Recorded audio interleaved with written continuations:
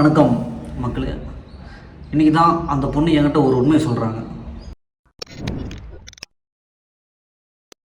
ஒரு நாள் cash withdraw பண்ணுறதுக்கு நானாமாவும் பேங்க் போனோம். பேங்க் போய்ட்டு அங்கே சலான் வாங்கி ஃபில் பண்ணிருந்தோம். அங்கே ஒரு பொண்ணு பார்த்திங்கன்னா அக்கௌண்ட் நம்பர் அதெல்லாம் கேட்டு ஃபில் பண்ணுறாங்க. இப்போ அம்மா என்ன பண்ணுறேன்னா அந்த பொண்ணை சைடாக போய் கேட்குறாங்க, அம்மா இதுதான் என் பையன், எனக்கு ஒன்றும் கல்யாணம் ஆகலை, நீ வேணா ஒன்று கல்யாணம் பண்ணிக்க அப்படின்ட்டு கேட்குறாங்க அவங்க. எனக்கு அதை பார்த்து கோவப்படுறதா இல்லை அம்மாவை பார்த்து பரிதாபப்படுறதானே எனக்கு தெரில. ஏன்னா அப்போ தான் எனக்கு தெரிஞ்சிச்சு அம்மா வந்து சைக்கலாஜிக்கலாக அஃபெக்ட் ஆகிட்டாங்க அப்படின்ட்டு. ஸோ இங்கே மட்டும் இல்லை, பேங்க் மட்டும் இல்லை, எங்கெல்லாம் வரவங்களோ அங்கெல்லாம் இந்த மாதிரி எனக்கு கல்யாணம் ஆகலை யாராச்சும் போட்டாத்தாங்கன்னு சொல்லிட்டு அம்மாவுக்கு வந்து ஒரு மென்டலி டிஸ்டர்ப் மாதிரி ஆயிடுச்சு. இதெல்லாம் பார்த்துட்டு சரி ஓகே நம்ம அந்த பொண்ணே போய் பேசலாம், அப்ரோச் பண்ணலாம்.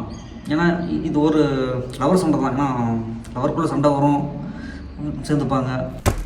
நம்மளே போய் எங்கள் அம்மாட்ட கேட்டு அந்த பொண்ணிட்ட பேசலாமே அப்படின்னு சொல்லிட்டு போனேன். அப்போ தோணுச்சு இவங்க அம்மாட்ட கேட்டாலும் பேச வைக்க மாட்டாங்க, எனக்கு தெரியும், இன்றைக்கி நாளைக்கு என்ன அழைவிடுவாங்க. என்ன பண்ணால் நானே ஸ்ட்ரெயிட்டாக போயிட்டேன்.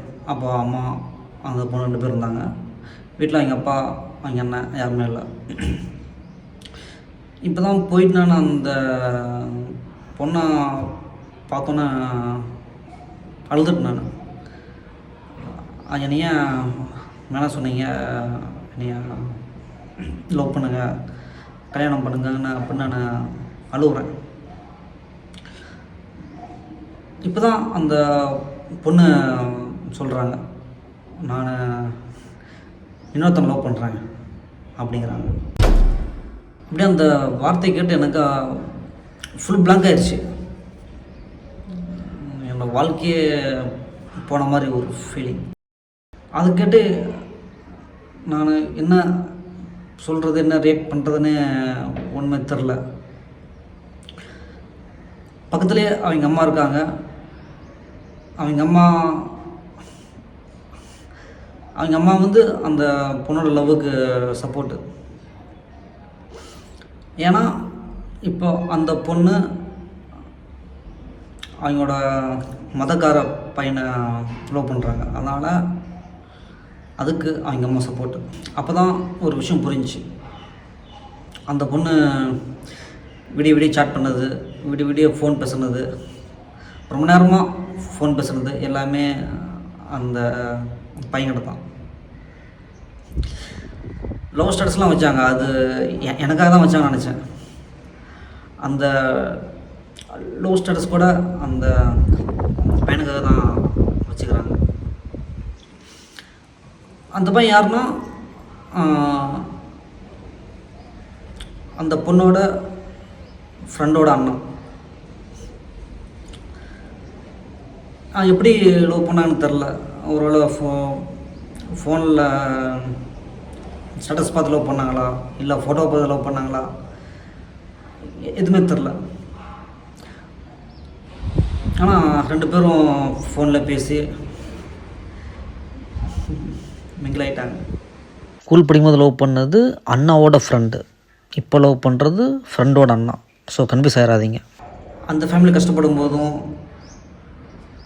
ஃபினான்ஷியல் சப்போர்ட் இல்லாத போதும் நான் கூட இருந்துக்கிறேன், காசு கொடுத்து ஹெல்ப் பண்ணிக்கிறேன். ஆனால் அதெல்லாம் எதுவுமே பார்க்காம எப்படி ஒரு ஃபோட்டோவை பார்த்து லவ் பண்ணாங்களான்னு தெரில. அப்புறம் அதுக்கேட்டு நான் வீட்டுக்கு வந்துட்டேன். வீட்டுக்கு கீழே வந்துட்டு இப்போ அந்த பொண்ணு என்கிட்ட சொல்கிறாங்க, இப்போ தான் அந்த பொண்ணு என்னை தேடி வராங்க. எதுக்கு? என்னைய வேணான்னு சொல்கிறதுக்கு. அதாவது என்னைய வேணான்னு சொல்கிறதுக்கும் திட்டுறதுக்கும் மட்டும்தான் அவங்க என்னை தேடி வர்றது, ஃபோன் பண்ணுறது எல்லாமே. நீங்களும் ஒன்று பண்ணுங்கள், நீங்கள் வந்து என் ஆள்கிட்ட நீங்கள் பேசுங்க, பேசிவிட்டு அவங்க வேணாம் சொல்லிட்டும் அவங்க வேணாம் சொன்னால் நான் உங்களை கல்யாணம் பண்ணிக்கிறேன் அப்படின்றாங்க. இது என்ன கான்செப்டில் பேசுகிறாங்கன்னு எனக்கு ஒன்றும் தெரில. இது என்ன லாஜிக்னு ஒன்றும் தெரில. இவங்க 2 பேரும் லவ் பண்ணுவாங்களாம். நான் போய் அவன்கிட்ட போய் பேசணுமா? பேசினா அந்த பையன் வேணாம் சொன்னான்னா என்னை அந்த பொண்ணு கல்யாணம் பண்ணதான். என்னை பார்த்தா எப்படி இருக்குன்னு தான் தெரில. இப்போ அந்த பொண்ணு சொல்கிற வார்த்தை ஒன்று தான், இல்லைங்க நீங்கள் என்ன சந்தேகப்படுறீங்க, திருப்பி பார்த்தா கூட நீங்கள் சந்தேகப்படுறீங்க, செட் ஆகாதுங்க அப்படின்னாங்க. நான் சொல்லிட்டேன், சந்தேகம்னா என்னென்னா நீங்கள் யாரையுமே பார்க்கல, அதாவது இவங்க பார்க்குறாங்களா இல்லையா அப்படின்னு சொன்னால் தான் அது பேர் சந்தேகம். நீ பார்க்குறப்பன்னு நானே சொல்கிறேன், நான் சொல்கிறேன், உங்கள் அண்ணா சொல்கிறான், உங்கள் அப்பா சொல்கிறான், எல்லாருமே சொல்கிறாங்க. நீ ரோட்டில் உட்காந்துட்டு இப்போ வர அவங்களாம் பார்க்குறப்பன்னு ஃபேமிலியே சொல்லுது. ஆனால் நான் சொல்கிறேன்னா அதுதான் அந்த பொண்ணுக்கு ஒரு கோபம். இப்போ நான் அந்த பொண்ணு சொல்கிறேன், சரிங்க என்னை லவ் பண்ணி ஏமாற்றிட்டீங்க, காசு வாங்கிட்டு ஏமாற்றிட்டீங்க, என்கிட்ட ஊர்லாம் சுற்றிட்டு அப்புறமேட்டு வேணாம் அப்படின்ட்டு போயிட்டீங்க. இப்போ இந்த பையனை லவ் பண்ணுறீங்க, இவனையாச்சும் கடைசி வரைக்கும் லவ் பண்ணிட்டு கல்யாணம் பண்ணுங்க அப்படின்னு. அப்போ அது இப்போ ஆமாம் நான் அவர் தான் கல்யாணம் பண்ணிப்பேன், அவர் என்ன சொல்கிறாரோ அதான் கேட்பேன் அப்படின்னு சொல்லிட்டு போயிட்டாங்க. வாழ்ந்தாலும் அவர் கூட தான் வாழ்வேன், சத்தாலும் அவர் கூட தான் சாவேன் அப்படின்னு சொன்னாங்க. என்கிட்ட சொன்ன அதே டைலாக் உங்களுக்கு தோணும், இவ்வளோ ஸ்ட்ராங்காக இருக்கிறாங்களே அந்த பொண்ணு அந்த பையனை தான் கல்யாணம் பண்ணியிருக்கோம் அப்படின்னு தோணும். அதுதான் இல்லை, அந்த பையனையும் கழட்டி விட்டாங்க. அந்த பையனை ஏன் கழட்டி விட்டாங்கன்னு எனக்கு தெரில.